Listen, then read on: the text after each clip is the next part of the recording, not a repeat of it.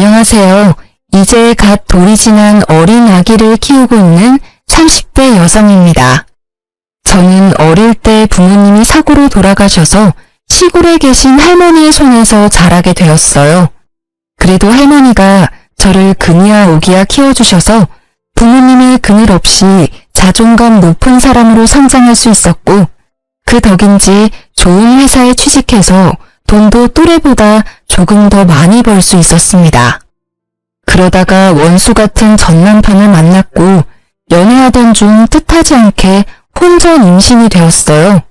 그래서 어쩔 수 없이 결혼을 서두르게 되었고, 이로 인해 큰 고비를 맞게 되었습니다. 사실 시댁에서는 시골 출신의 부모님도 없이 할머니 손에서 자랐다는 사실을 알고 저를 탐탁지 않게 생각하셨어요. 그러나 이미 제 뱃속에 아기가 있으니 어쩔 수 없이 결혼을 허락하셨죠. 그렇게 우리는 결혼식을 하게 되었고 신혼여행을 떠나려는데, 결혼식 내내 훌쩍이던 시어머니는 남편의 손을 잡고 대성통곡을 했어요. 아이고, 우리 호준이 안타까워서 어쩐다니. 사위 사랑은 장모라던데 우리 아들은 고아랑 결혼해서 장모 사랑도 못 받겠구나. 게다가 너보다 나이가 3살이나 많기까지 다른 집 아들들은 다들 어리고 예쁜 여자한테 장가가던데 너는 이게 뭐니? 내가 속상해서 원. 엄마, 너무 속상해하지 마. 누나 부모님이 안 계시긴 하지만 이미 누나 뱃속에 아기도 있고 결혼식까지 올린 마당에 어쩔 수 없잖아. 누나는 무슨 누나? 나는 너한테 저런 누나 낳아준 적 없다. 이제 다시는 내 앞에서 누나라고 부르지 마. 알겠어? 미나, 너도 네 남편 너보다 나이 어리다고 남편 이겨먹으려고 하지 마라. 알겠니? 어쩌다가 저런 고아랑 엮여서는, 에휴, 부모 없는 자식이 뭐 보고 배운 게 있기나 하겠어? 피로 현장에서 하객들이 주는 술을 과하게 마신 시어머니는 사람들이 많은 곳에서 나이도 많고 부모도 없다며 제게 무안을 주었습니다. 할머니는 시어머니의 말에 표정이 딱딱하게 굳으시더니 술 취해 정신없는 시어머니에게 한마디 했어요. 안싸돈, 아이들이 새 출발하는데 말이 조금 심하네요. 기분 좋은 날 서로에게 상처 주는 말은 하지 맙시다. 우리 미나 부모 없이는 자랐어도 제가 경우 없게 키우지는 않았습니다. 아직 우리 미나에 대해서 잘 모르는데 배경만 보고 일방적으로 오해하면 곤란해요. 그리고 이미 사람들 앞에서 결혼식도 올렸고 무엇보다 아이들 사이에서 아기가 생겼는데 어째요. 이제 마음에 안 들어도 받아들이셔야지 않겠습니까? 우리 미나 잘할 테니 오해하지 말고 잘 봐주세요. 솔직히 말해서 미나가 임신만 안 했어도 저희 결혼 안 시켰어요. 우리 귀한 아들 호준이가 나이도 많고 부모 없는 사람이랑 결혼한다는 게 말이 됩니까? 쟤는 왜 임신이 되어서 우리 아들 인생을 망치는지. 시어머니는 눈에 눈물이 그렁그렁해서는 계속 상처되는 말을 했습니다. 할머니 역시 시어머니의 말에 참지 못하고 화를 내려던 찰나 시아버지가 할머니께 허리를 숙이며 정중히 사과했어요. 사돈 어르신, 안사람이 오늘 과음해서 말 실수하네요. 죄송합니다. 사실 너무 갑작스러운 결혼이라 제대로 준비하지 못하기도 했고 유일한 아들 자식이라 많이 속상한가 봅니다. 저희도 미나가 딸이라고 생각하고 예쁘게 보도록 노력할게요. 호준이랑 미나는 비행기 시간 늦겠다. 여기 걱정 말고 어서 출발하거라. 아버지, 그럼 엄마 좀 잘 부탁드려요. 엄마, 나 다녀올게. 울지 말고 속상해하지 마요. 아유, 나도 같이 눈물이 나려고 하네. 큰 싸움은 벌어지지 않았지만 할머니의 표정은 여전히 좋지 않으셨습니다. 저 역시 기분이 너무 좋지 않고 화가 많이 났어요. 사실 더 화가 나는 건 남편의 반응이었습니다. 만약 할머니가 사람들 앞에서 남편에게 상처되는 말을 했다면 저는 그런 말 하지 말라고 강경하게 말씀드렸을 거예요. 그런데 남편은 그러기는커녕 시어머니와 같이 눈물을 글썽이더라고요. 그 모습을 보니 남편이 뭔가 앞으로 저와 시어머니 중간에서 제대로 된 남편 역할을 못할 것만 같은 불길한 예감이 들었어요. 그리고 그 불길한 예감은 현실이 되었습니다.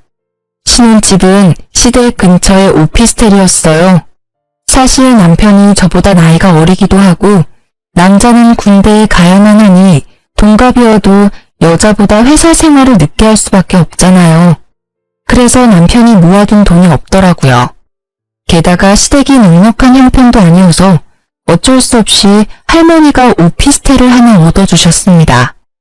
저는 할머니가 혼자 시골에서 사셔서 할머니 집과 가까운 외곽 쪽으로 집을 구하고 싶었지만 할머니는 생각이 다르셨어요. 여자는 좋든 싫든 결혼했으면 시댁 사람으로 살아야 한다며 일부러 시댁과 가까이 집을 얻어주셨죠. 사실 시어머니가 절 싫어하는 게 분명해서 시댁과 가까이 사는 건 너무 부담스러웠어요. 하지만 우려와는 달리 회사 생활을 하고 주말에도 가끔 출근해서 시어머니와 마주칠 일이 명절이나 제사와 같은 특별한 날 빼고는 거의 없었어요. 저에게 전화하라고 강요하지도 않았고요. 그래서 생각보다는 편한 신혼생활을 보낼 수 있었습니다. 그러다가 출산일이 임박해서 출산 휴가를 받고 집에서 쉬며 아기를 맞이할 준비를 하고 있었어요. 그러던 어느 날 남편은 출근하고 집에 혼자 있는데 시어머니한테 전화가 왔습니다. 너는 어쩜 집에서 쉬고 있으면서 나한테 점심 같이 먹자는 소리 한 번이 없냐? 연락도 먼저 하는 법이 없고. 솔직히 그동안은 너가 회사 다니느라 바쁜 것 같아서 그냥 있었는데 정말 너무 무심한 거 아니냐? 죄송해요. 사실 그동안 회사에 다니느라 출산 준비를 못해서 집에 있지만 바빴네요. 앞으로는 전화도 자주 드리고 할게요. 다른 집 며느리들은 시어미가 이런 이야기 하기 전에 전화도 자주 하고 같이 뭐 먹으러 가자, 어디 구경 가자고도 하면서 딸처럼 잘 지낸다던데. 어쩜 너는 그렇게 애가 무뚝뚝하고 애교도 없니? 네가 나이가 많아서 그런가? 그건 그렇고 너 아기 출산하고 나서 산후조리 어떻게 할 거니? 출산하고 나서는 산후조리원에 들어가서 몸조리 해야죠. 이미 예약도 했어요. 돈 아깝게 산후조리원은 무슨. 옛날에는 애 낳고도 바로 밭일하고 집안일 했다. 산후조리가 솔직히 뭐가 필요해? 그냥 힘 몇 번 주면 애가 쑥 나오는데. 하여튼 요새 애들은 다들 약해 빠졌다니까. 게다가 거기가 좀 비싸냐? 뭐 하는 것도 없이 일주일에 최소 100만 원은 하던데. 괜히 그런데 들어가서 우리 아들 돈 허투루 쓰지 말고 출산하면 그냥 바로 집으로 와라. 내가 해주마. 어머니가 제 산후조리를요? 아무리 그래도 어떻게 어머니의 산후조리를 받아요. 전 그렇게 못해요. 그리고 조리원 예약할 때 남편 돈이 아닌 제 돈으로 했어요. 그러니까 돈 걱정은 하지 마세요. 정말 너 돈으로만 계산했어? 우리 호준이 돈 한 푼도 안 들어간 거 맞지? 난 우리 아들이 힘들게 번 돈 쓸데없는 곳에 나가는 걸 원하지 않아. 이게 다 낭비야. 차라리 그 돈으로 아기한테 좋은 거 하나 더 입히고 먹여야지. 하지만 어머니, 아기 잘 돌보려면 산후조리도 필요해요. 엄마 몸이 빨리 회복되어야 아기도 잘 돌보죠. 아, 글쎄 옛날에는 그딴 거 없이도 다들 아기 셋넷 잘 낳고 했다니까. 요즘 젊은 것들은 아기 꼴랑 하나 낳았다고 아주 공주 대접받으려고 한다니까. 넌 그러면 내가 가만 안 둘 테니까 그런 줄 알아. 시어머니는 본인이 하고 싶은 말만 하시고는 전화를 끊어버리셨습니다.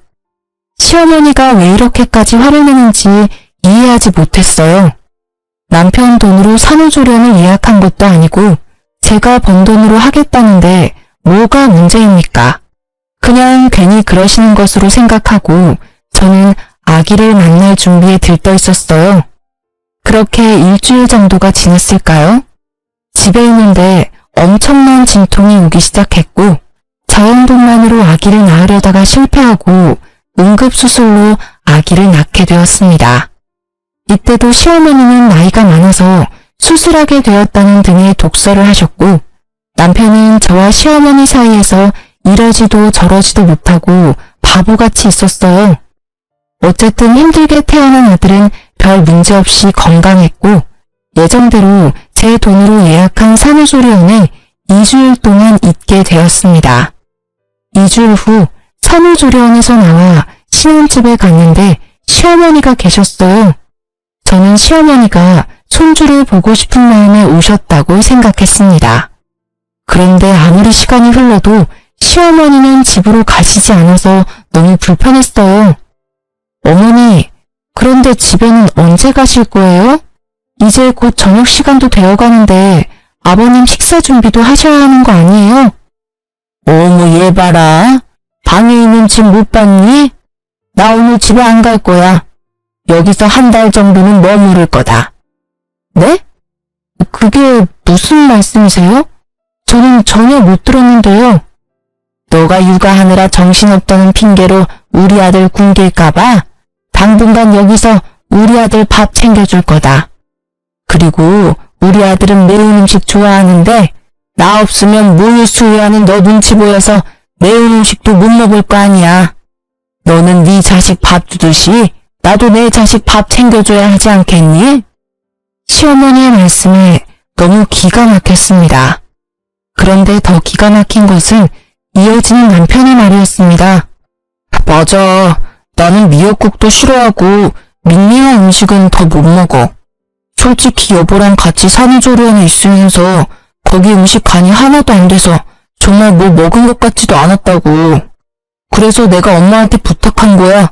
그래도 되지? 뭐? 솔직히 우리 집이 넓은 것도 아니고 방 하나 거실 하나 있는데 어떻게 어머니랑 같이 있어. 게다가 신생아도 있는데.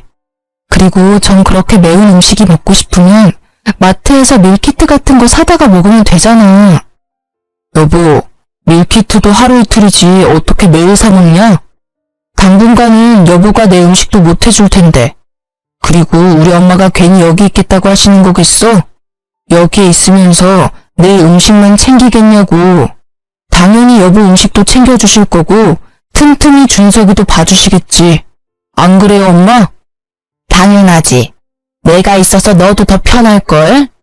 나중에 나 가고 나서 힘들다고 징징대지 말고 그냥 고맙습니다 하려무나. 어머니, 그럼 당장 오늘 밤에는 어디서 주무실 거예요? 나는 허리가 안 좋아서 무조건 침대에서 자야 해. 그리고 우리 아들도 내일 출근해야 해서 푹 자야 하니 당연히 방에서 자야 하고. 너는 새벽에 준석이 수유하고 기저귀도 갈아줘야 하니까 거실에서 자면 되겠다. 그치? 네? 거실에서요? 어떻게 신생아랑 갓 출산한 산모한테 거실에서 자라는 말을 하세요. 당연히 이 집에서는 손님인 어머니가 거실에서 주무셔야 하는 거 아닌가요? 그리고 남편도 준석이 아빠니까 당연히 새벽에 같이 아기 봐야죠. 우리 호준이는 안 된다. 호준이는 잠 못 자면 큰일 나는 아이야. 게다가 내일 회사에 출근도 해야 하잖니. 너는 어차피 내일 집에서 쉬니까 너 혼자 새벽에 준석이 보렴. 시어머니는 가면 갈수록 도무지 이해하지 못할 말만 했습니다. 이 와중에 남편은 아무 말도 하지 않고 조용히 시어머니의 말에 고개를 끄덕이고 있었고 그런 모습을 보니 너무 화가 났어요. 야, 이호준, 너 내 남편 아니야? 우리 준석이 아빠 아니냐고. 넌 어머니의 말씀이 이해가 가? 이제 갓 태어난 신생아와 산모는 거실 바닥에서 자고 아빠인 너는 어머니랑 큰 방에서 자라는 이 말이 맞다고 생각해? 솔직히 우리 엄마 말이 틀릴 건 또 뭐야. 너는 내일도 집에 있지만 나는 회사에 가서 일해야 해서 푹 잠을 자야 해. 난 솔직히 너가 이렇게까지 화를 내는 이유를 모르겠는데 남편은 화를 내는 이유를 전혀 모르는 눈치였습니다. 정말 말을 하면 할수록 저만 나쁘고 이상하고 예민한 사람이 되는 것 같았죠. 됐다 됐어. 더럽고 치사해서 내가 나가고 말지. 난 솔직히 네가 우리 호준이보다 나이가 많으니까 생각도 깊을 줄 알았어. 그런데 이건 뭐 나이만 많지 생각도 없고 어른 공경하는 것도 없고 너는 늙은 나랑 한 집에 같이 있기 싫다는 거지? 내가 나가마. 대신 박민아 너 나중에 힘들다고 육아 따위는 바라지도 말아라. 죽이 되든 밥이 되든 네가 알아서 네 힘으로 준석이 키워. 알겠어? 마음에 하나도 안 들어. 나 간다. 엄마, 이렇게 가시면 어떡해. 내가 마음이 불편하잖아. 그러게 넌 왜 그딴 말을 해서 우리 엄마 속상하게 만들어? 우리 엄마가 너 도와준다잖아. 그런데 꼭 그딴 식으로 비꼬아서 말을 들어야 해? 얼른 사과 안 해? 남편은 어서 사과하라고 강요했지만 전혀 그러고 싶지 않았습니다. 결국 아기가 처음 집에 온 날은 이렇게 싸움으로 끝나고 말았네요. 그 뒤로 전쟁 같은 육아가 시작되었습니다. 우리는 신생아가 혹시라도 다칠까봐 불안해서 홈 CCTV를 설치했어요. 물론 제가 항상 옆에 있기는 하지만 잠시 화장실 가거나 집안일을 할 때 무슨 일이 생길까봐 불안했거든요. 남편도 회사에서 아기를 보고 싶다고 해서 핸드폰 어플로 틈틈이 확인할 수 있도록 했습니다. 감시당하는 느낌이라 조금 불편하기는 했지만 그래도 남편이 회사에 있는 시간 동안 아기가 얼마나 보고 싶겠어요. 그 마음이 이해가 가서 그러라고 했네요. 그렇게 생활한 지 일주일이 지났습니다. 그날은 날씨가 갑자기 더워져서 아기 얼굴에 빨갛게 태열이 올라왔더라고요. 그래서 속사계를 풀고 부채질을 해주고 있었습니다. 조그마한 손과 발을 보며 귀여워서 어쩔 줄 몰라 하고 있는데 시어머니한테 전화가 왔어요. 얘, 잘 키우고 있어? 설마 팔다리 다 내놓고 키우고 있는 건 아니지? 아기들은 온도에 예민해서 추위 잘 타니까 팔다리 잘 감싸줘야 한다. 신생아가 감기 걸리면 난리나. 요새는 병원에 소아과 의사들도 없어서 아기들도 잘 안 받아준다더라. 그러니까 어서 속사계로 꽁꽁 싸매줘라. 속사계로 싸매면 땀띠 나서 고생할까봐 더 걱정되었지만 여기서 더 말하면 시어머니의 잔소리가 끊이지 않을 테니 그냥 대충 알겠다고 하고 전화를 끊었습니다. 그리고 당연히 속삭이도 하지 않았죠. 그런데 30분이나 지났으려나요? 시어머니한테 또 전화가 왔습니다. 속삭이 했니?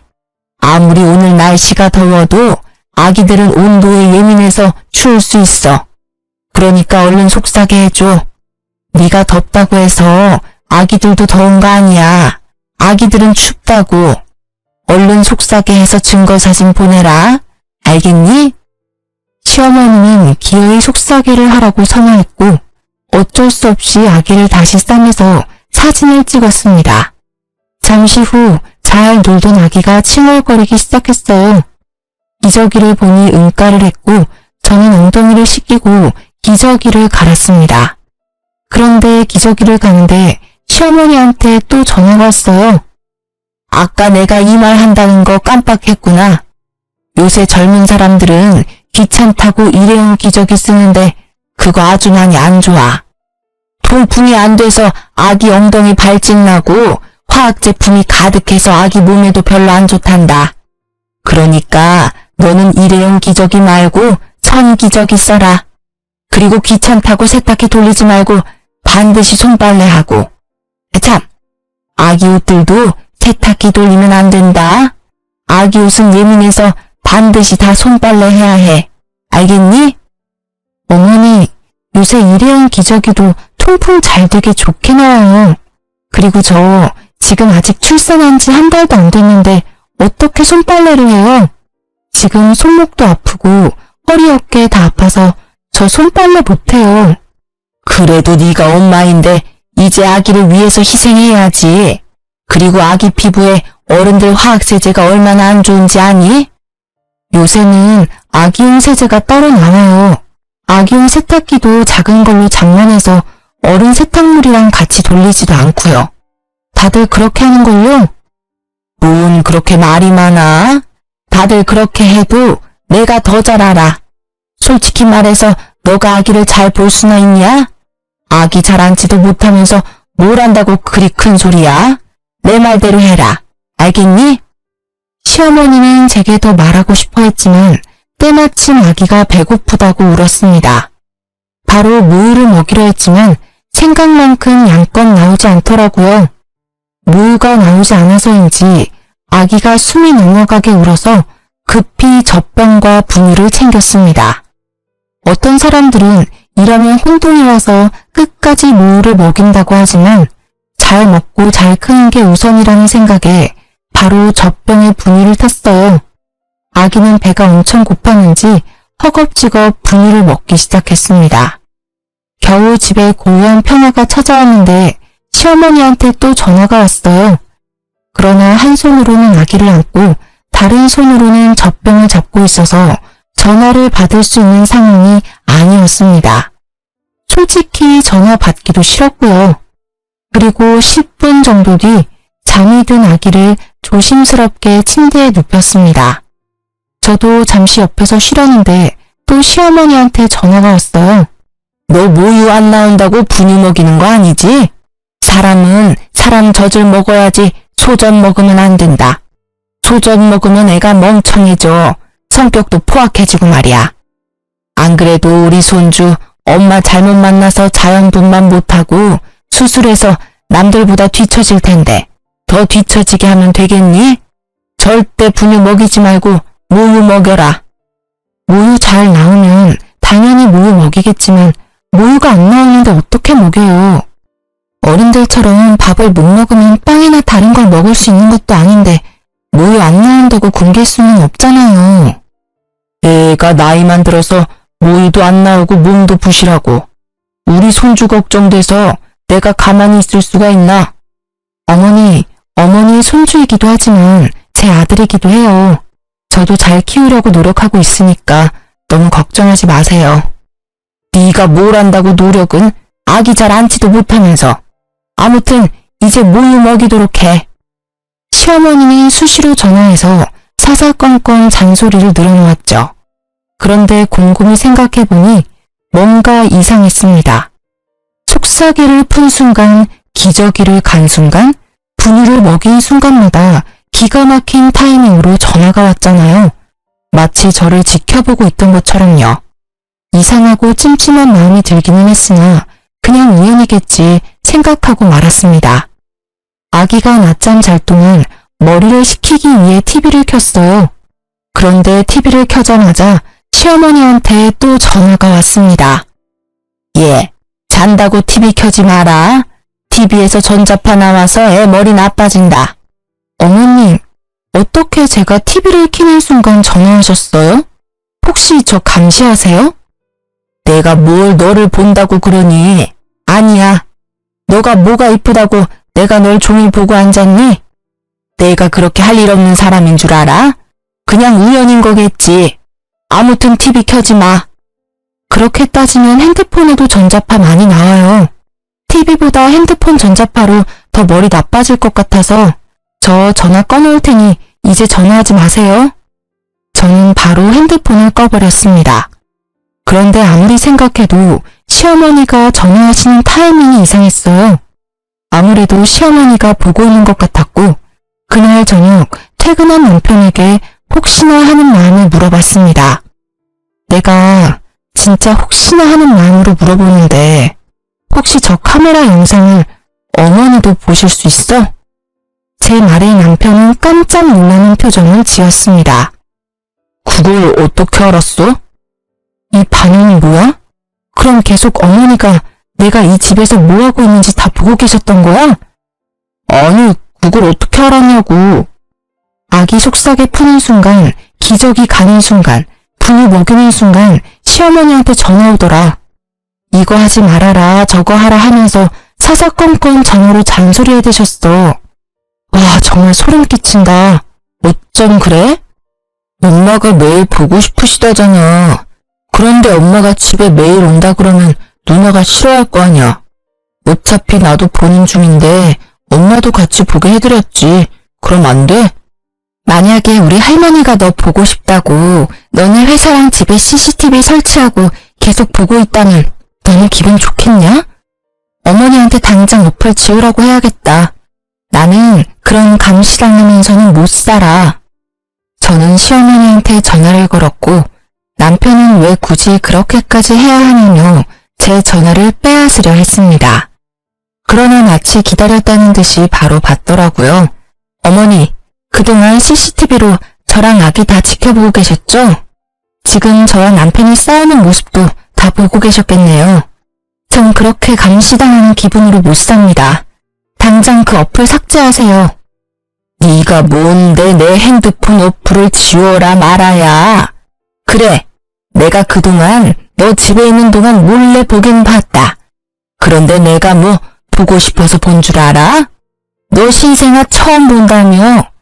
아기를 제대로 안지도 못하는 네가 혹시 준석이 다치게 할까봐 걱정되고 불안해서 내가 봤다. 혹시라도 잘못되면 당장 달려가려고. 나는 앞으로도 이걸로 너 계속 볼 거다. 우리 손주 잘 키우는지 계속 감시할 거라고. 아무리 윗사람이어도 저를 그동안 그렇게 몰래 훔쳐봤으면 먼저 미안하다는 사과부터 해야 하는 거 아닌가요? 그러나 오히려 적반하장으로 저에게 화를 내셨습니다. 저 역시 가만히 있을 수 없었죠. 어머니, 이렇게 몰래 훔쳐보는 것도 불법이에요. 만약에 저희 할머니가 남편 보고 싶다고 이 집에 몰래 CCTV 설치해서 보면 어머니 기분 좋으시겠어요? 나이만 처먹었지 할머니 손에서 자란 네가 아기를 어떻게 키우니? 보나마나 그 깡촌에서 막 키웠을 텐데. 게다가 부모가 있던 것도 아니고. 이렇게 나이 많은 어른한테 말을 막 하는 거 보면 심성도 고약한데 네가 손주한테 무슨 해코지를 할지 어떻게 알아? 난 너 못 믿는다. 네가 부모 있는 집에서 바르게 잘 자랐으면 나도 이렇게 시간 낭비해가며 오지랖 안 부려. 아무리 그래도 전 매 순간을 감시당하며 살 수는 없겠네요. 어플 삭제 안 하시면 저 이 집에서 못 삽니다. 뭐 그럼 네가 이혼이라도 하겠다는 거냐? 그럼요. 못할 것도 없죠. 계속 이런 식으로 나오시면 저 이혼하겠습니다. 그래 아세요. 전화 끊습니다. 남편은 이 타이밍에도 제가 화낸 이유를 전혀 알지 못했습니다. 우리 엄마가 혹시라도 준석이가 아프거나 하면 바로 달려와서 너 도와주려고 그러는 건데 너무하는 거 아니야? 어쩜 이렇게 우리 엄마의 마음을 몰라? 네 생각만 해. 너같이 시어머니를 우습게 하는 사람은 아마 세상 천지에 없을 거다. 참나. 그럼 나도 할머니한테 CCTV 보게 해도 되는 거지? 우리 할머니도 준석이 보고 싶으실 텐데 그렇게 하자. 아주 그냥 우리 이 집에서 밥 먹고 자고 쉬는 매 순간 다 할머니며 시댁에 다 공유하자. 그럼 됐냐? 어? 서로를 이해하지 못하며 계속 싸웠고 언성은 점점 높아져만 갔어요. 한창 싸우고 있는데 시어머니가 또 전화했습니다. 그만 싸워. 그래, 내가 네 뜻대로 어플 지웠다. 그러니까 우리 아들 그만 잡으라고.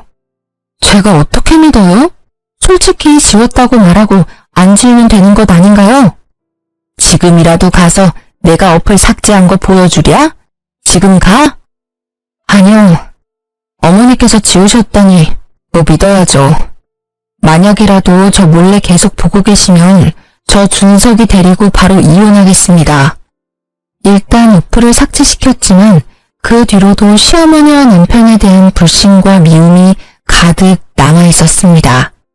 하지만 시아버지와는 사이가 좋았어요. 시아버지는 항상 제게 아들을 낳아줘서 고맙다고 표현해주시는 유일한 분이세요. 사실 시아버지는 상가에서 경비 일을 하고 계셨지만 벌이가 좋은 편은 아니었어요. 두 분이 사치스러운 생활을 하시지 않았지만 요새 같은 고물가 시대에 경비 일로는 먹고 살기가 쉽지 않더라고요. 그래서 결혼 후 시댁에 100만 원씩 용돈을 보내드리기로 했었습니다. 처음에는 크게 무리되지 않았으나 아기가 태어나니 의외로 돈 나갈 곳이 많았어요. 게다가 출산 휴가로 제 월급이 사라져서 남편 월급만으로 생활하기가 빠듯했습니다. 그래서 한 푼이라도 아끼고자 시댁에 용돈 주는 걸 줄이자고 말했어요. 여보, 우리 시댁에 용돈 줄여야 할 것 같아.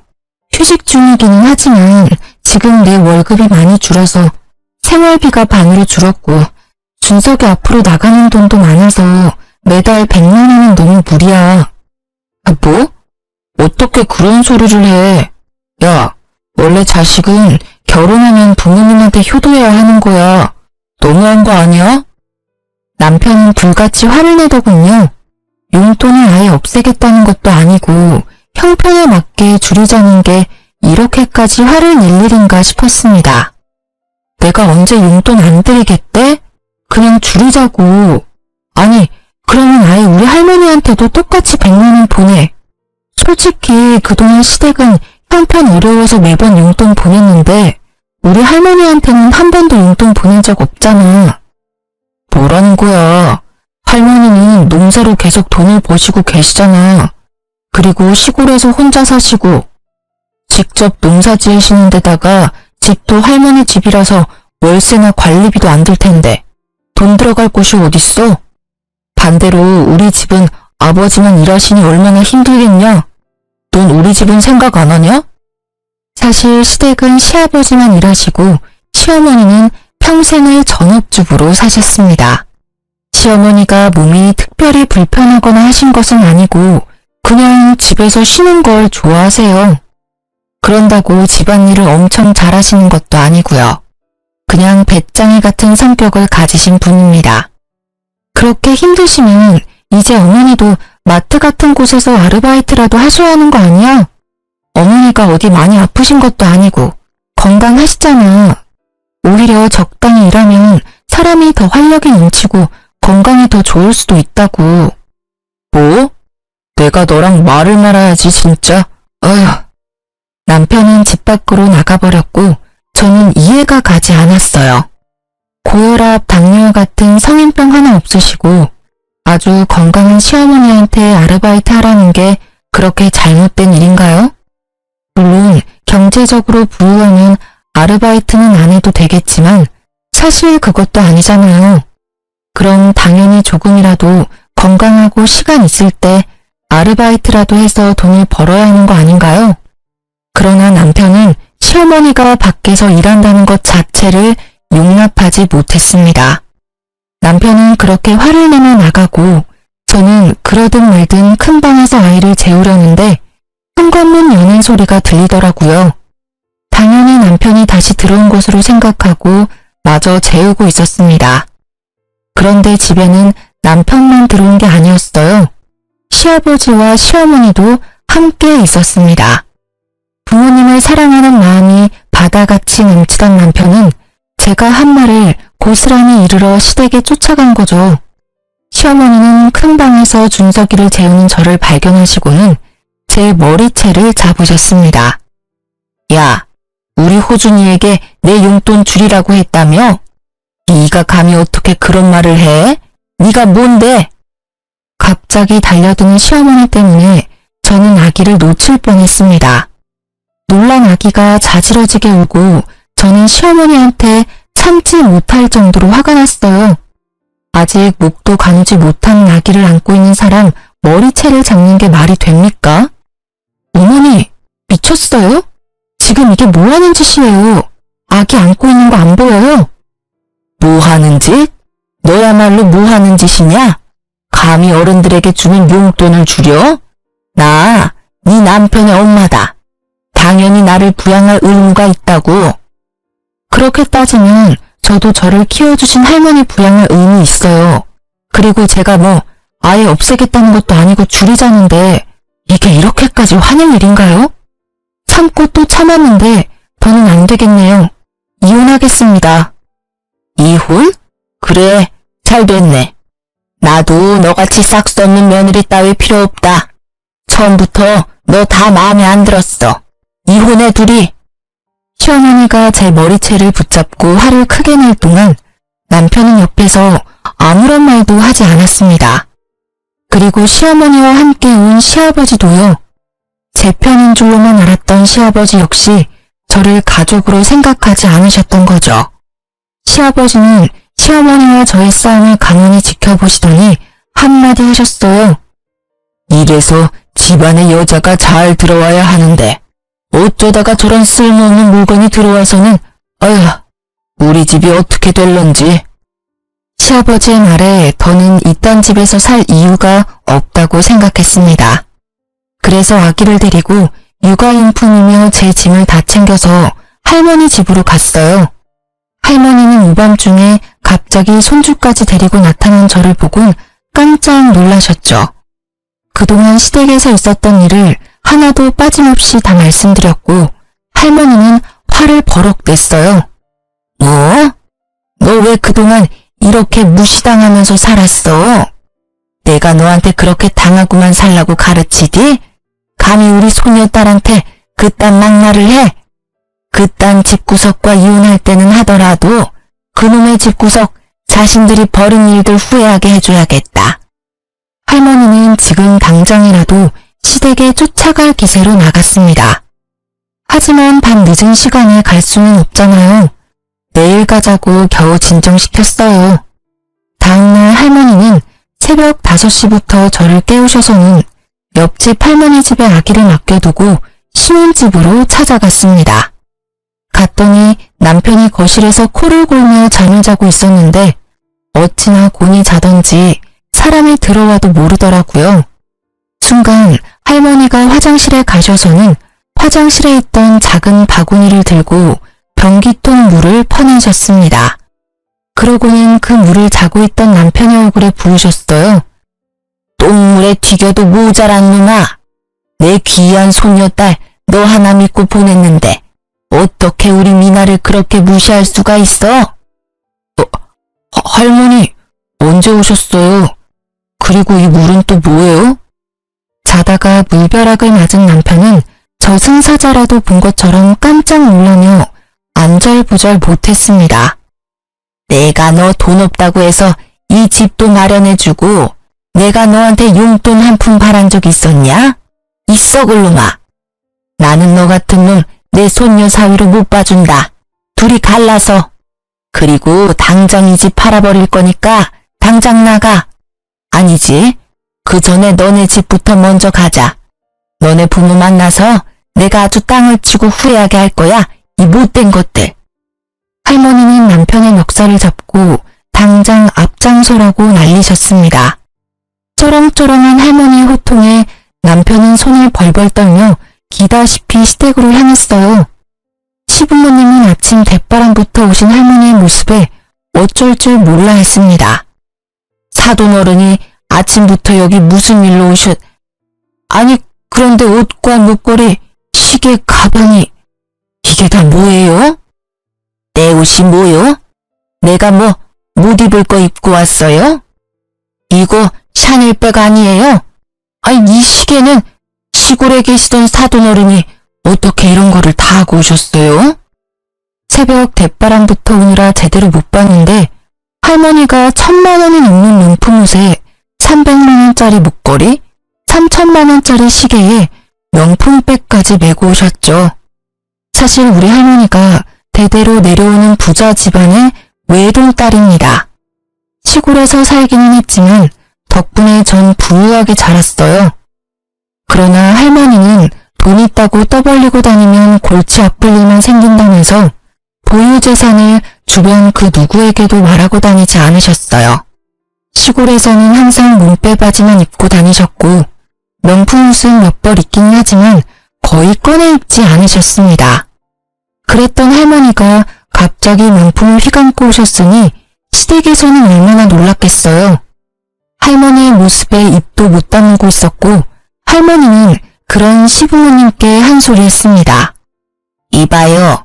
시골에 산다고 사람 우습게 보지 마요. 시골에 살아도 내가 당신들보다 훨씬 더 돈도 많고 능력이 있다고.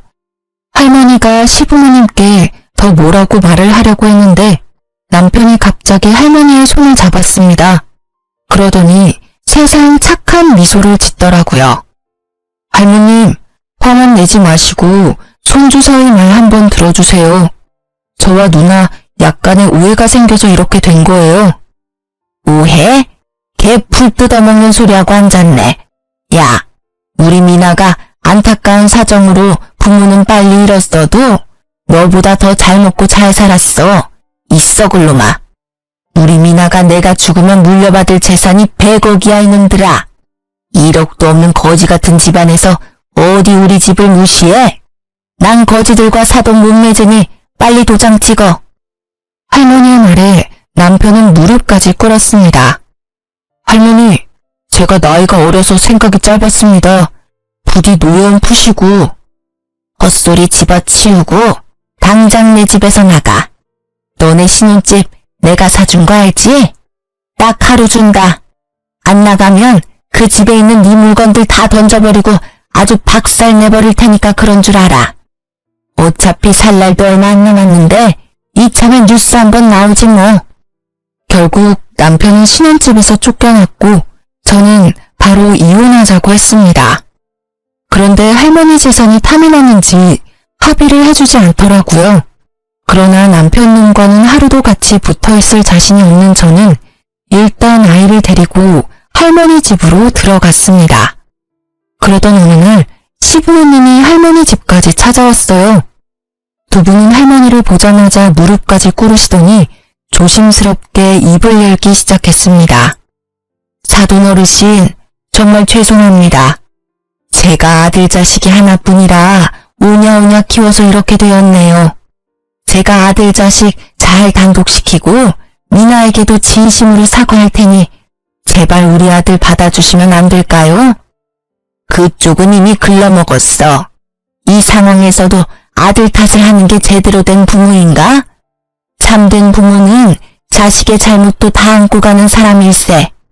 나는 돈이 없는 사람은 괜찮아도 인성이 글러먹은 사람은 절대 용납 못해. 그래서 인성이 거지 같은 당신네가 우리 손녀딸의 시부모가 되는 꼴 절대 못 봐. 당신들 밑에서 자란 아들도 마찬가지겠지. 할머니의 단호한 말씀에 시아버지는 안절부절 못하며 어떻게든 할머니의 마음을 돌리려고 하셨습니다. 어르신, 제 안사람과 아들 녀석 때문에 화가 많이 나셨죠? 이게 다 집안관리 제대로 못한 가장인 제 잘못입니다. 그러니 저만 탓하시고 우리 가족들 용서해 주시면 안 될까요? 웃기는 소리 하지 말게나. 아무리 돈이 없어도 인성이 훌륭한 사람은 많아.